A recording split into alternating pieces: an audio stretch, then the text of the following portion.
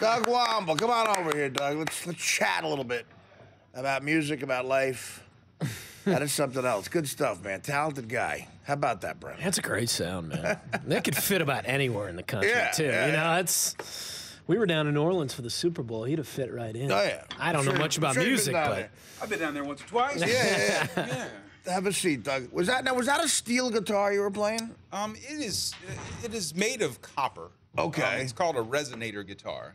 Talk right on that mic. These fine folks in the Czech Republic make it for me. They're wonderful people. They make it for you specifically? They did. That's a custom-made guitar they made for me, and that's great. Yeah, I love it. I'm really happy. This guy named Franta, this quirky Czech guy, makes these beautiful instruments. And, how long have you known Franta, and how did that relationship start? It's pretty cool. I went to the NAMM show. Not to be confused with NAMBLA. It's a different thing altogether. Oh, we hope so. We hope so, yeah. Yeah. Yeah, it's this music manufacturers thing they have in Anaheim every January. I usually go out there to get some warm weather, get away from the winter. And met these guys and played their guitar, and they made another one for me that I didn't bring tonight, and then just really kind of fell in love with the instruments. They just made this one for me few months ago. But they must love the way you play, too, to go out of their way to do that. Well, I mean, they listen to me. I mean, I'm talented. No, you are. I'm amazing. You really are. Now, to warm up, before the show started, to warm up, you played the classic Elton John, Bernie Taupin tune, Mona Lisa's and Mad Hatters. That's one of my favorite tunes. One of the best songs ever. One of the best songs ever. So now, do you do that in concert? Will you play a song like that? I've played that a number of times. Yeah. I love playing. I love playing Elton. I love playing all sorts of cover songs. I like to. Bernie Taupin and Elton John, their collaboration in the 70s, that's about as good as music gets, right, man? I mean, they had a special thing, and I mean, Elton, they needed each other too. There was each of them on their own.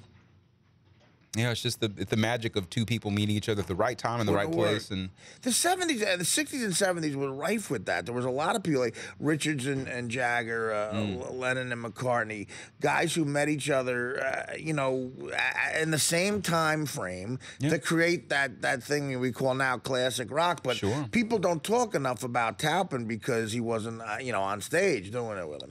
Well, yeah, but I mean, Elton would be the first one to give him his props, which is good. And I'm sure props comes a lot of scratch. I mean, it's good having the publishing of those songs. Yeah, exactly.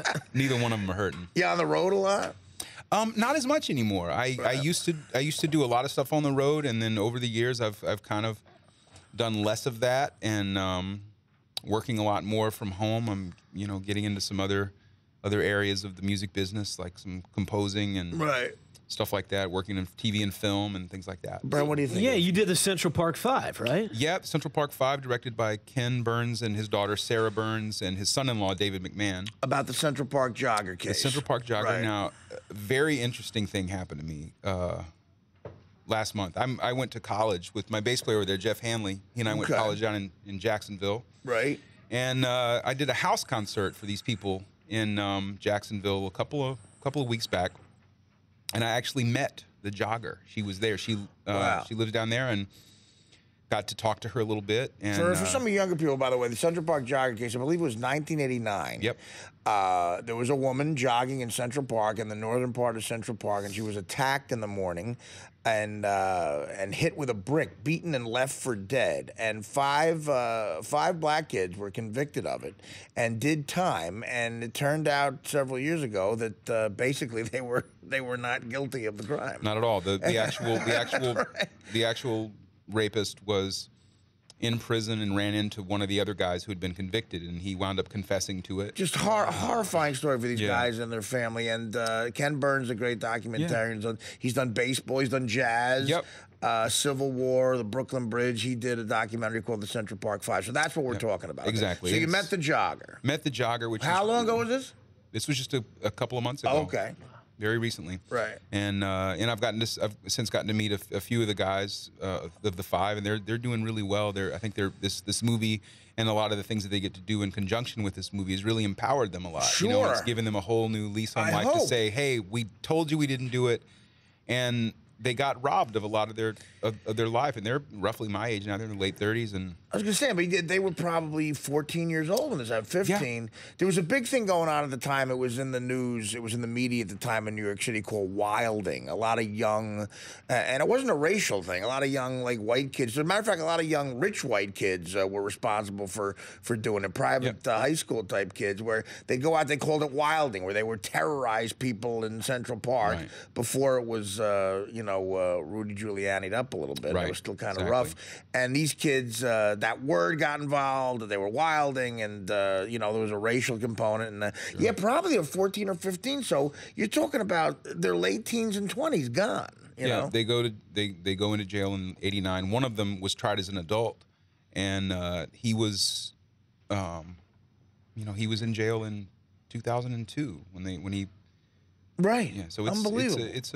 It's a really amazing story, and it's sad. It's not a great time in New York history to look back at. A blemish that'll. But a lot of the people that were involved in it, I think really one of the best parts of the film is Jim Dwyer, who wrote for the Post, I guess, back then, or Daily News. Yep. Now he writes for the Times, and he's really like kind of the Greek chorus of the film. He really talks a lot about how people reacted to it. So yeah, it was a real honor to work on. I've worked on a couple of those films, and this was the first one I got to do the score for all myself, and it was... Brings up an interesting diner/barbershop kind of conversation. Would you sacrifice the ages of 15 to 30 in prison for $100 million in a settlement? No. And I think there's a lot of people who go, yeah, I do it in a heartbeat, But really think about that, man. Hard time for that kind of crime, where you're not treated well, you're not popular in or outside of the joint. No. Particularly, when this one of the men, Corey Wise, got sent to Rikers. Yeah. A 16-year-old at Rikers. Not fun. You cannot imagine what he went through. Right. It's unimaginable. I did a week in L.A. County Jail, 1 week. I'm a East Coast guy, but I was out there working, and I got arrested for possession of coke, and I did a week because I took a swing at an L.A. cop. Not a smart thing to do. No. And after 1 week in L.A. County, I will tell you, I thought I was some sort of tough guy. I was like weeping. So yeah, Rikers Island, 16 years old, and you're not, and you're not guilty of this awful crime. And you're not the tough kind of maniac who actually did this. You're just not the guy. It's brutal. But yeah, it's a great film. Still playing here in New York down at the IFC Center. And did you get a chance to talk to Ken Burns about the documentary Jazz? Are you a fan of that? Oh yeah, I mean I love that. I loved it too. I mean I've known Ken for a few years now, and we have a great relationship. He's a wonderful person. His whole family. I mean the whole company's like a family. Right. Yeah. His brother. Is his brother named Brian? Rick. Rick. Okay. Rick made that New York movie. The single best documentary about New York City, 10 parts. The history of New York. You should check this out, Brent. I love the baseball. Right, I think is awesome. I own that. I own Jazz. I own Civil War. I own baseball. I own the one he did on the Brooklyn Bridge in 1981 when he was younger. Right. But I'm telling you, man. You're a Kansas guy. You want to learn about the history of New York. Literally from the day, it starts from the day, I think it was September 2nd, 1609, the day Henry Hudson sailed in to the river. It starts there and ends with 9/11. But it's unbelievable. And Ken Burns' brother did. And the one that they did last year, that Ken did last year, called the Dust Bowl. Yeah, about the Okies. Yeah, absolutely. So what's on the horizon? Anything coming up that's kind of exciting? Or? Well, yeah, immediately is going to be Sunday night, 9:30. We're doing a CD release show at Joe's Pub. Great, Joe's Pub's an awesome place. It's going to be great. And that's for this CD. For this CD, we're going to have fast as years, slow as days. That's right. We're going to have this great band here: Rich Hinman on the guitar, and Jeff Hanley on the bass, and Adrian Harpham on the drums. How long have you guys been together? Well, we've all played together in various This is actually the first time we've played together as a foursome. Oh, great. Wow, great job, guys. Yeah, really great. We'll be joined by a great singer who was here last time I was here with Jonah, named Morgan James. She's going to be singing with us. Sure. Yeah, we've been lucky. DirecTV and Guitar Center sent us a lot of quality really people. Cool. Yeah. So that'll be fun. We're going to have a great show at Joe's Pub, and then after that, several things on the horizon. Going to be doing some more projects with Ken Burns. That's great. He's getting ready to do a big Vietnam movie. So I know. I heard about that too. Well, listen. Please come back anytime. You got an open invite. You want to plug anything? Please come back and do so. Thank you, Artie. It's such a pleasure to be here. Any Twitter website thing you want to mention? Like sure. Has, you can DougWamble.com. DougWamble.com. You can find me on Twitter. It's my name, Doug Wamble. Which is basically gamble with a W. Gamble with a W, exactly, okay. Yeah. Well, Doug, this was a pleasure, man. Great job, and come back again, and good luck with everything, guys. Thanks, good luck buddy. at Joe's Pub, all right? Doug Wamble, right. Check it out. Once again, the name of the album is Fast as Years, Slow as Days, and check him out. We'll be back with the last 40 minutes of the Artie Lange Show. Come on back.